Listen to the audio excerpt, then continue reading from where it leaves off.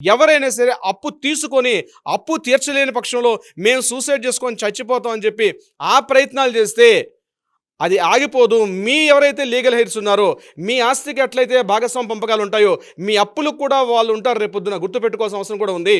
అంటే అప్పు తీసేసుకున్నాను, అప్పు తీర్చలేకపోతున్నాను, ఆ మానసిక వేదన భరించలేకపోతున్నాను, నేను సూసైడ్ చేసుకొని చచ్చిపోతాం. నా భార్య, నా పిల్లల్ని రోడ్డున పడేసి పోతాం. అయితే రేపొద్దున ఆ భార్య పిల్లలు తీర్చాల్సిన అవసరం లేదనుకుంటున్నారా? తప్పనిసరిగా వాళ్ళైనా తీర్చాల్సిందే. ఎలా అయితే మీ ఆస్తిని, ప్రాపర్టీని వాళ్ళు అనుభవిస్తారో, మీ అప్పులను కూడా వాళ్ళ పేరు మీదగా ఉంటుంది. దాన్ని తప్పించుకునే ప్రయత్నం ఉండదు. కాబట్టి ఎవరైనా సూసైడ్ చేసుకునే ప్రయత్నం ఉంటే మాత్రం ఒక్కసారి ఈ వీడియో చూడండి. వీలైతే షేర్ చేయండి. 10 మందికి షేర్ చేయండి ఈ వీడియోని.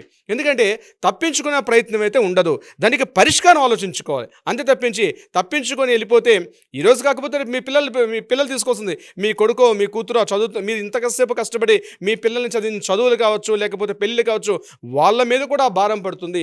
మీరు తాత్కాలికంగా అక్కడి నుంచి వెళ్ళిపోయినా వాళ్ళ మీద ఆ భారాన్ని మోపి వెళ్తున్నారు. ఇంకా ఎక్కువ బాధ అది. అందుకని దయచేసి ఫ్రెండ్స్, కోర్టులు ఉన్నాయి, చట్టాలు ఉన్నాయి, న్యాయాలు ఉన్నాయి. మీ మనోవేదన, మానసిక వేదన, బాధపడే తత్వం ఉండేటప్పుడు రికవరీగా మనకు కోర్టులు చాలా రకాల పరిష్కార మార్గాలు సూచించే అవకాశం ఉంది. మీరు ఒక్కసారి సంప్రదించగలిగితే, కోర్టుని ఆశ్రయించగలిగితే, ఒక అడ్వకేట్ని ఆశ్రయించగలిగితే డెఫినెట్గా మీకు ఒక సరైన పరిష్కారం కూడా వచ్చే అవకాశం ఉంటుంది.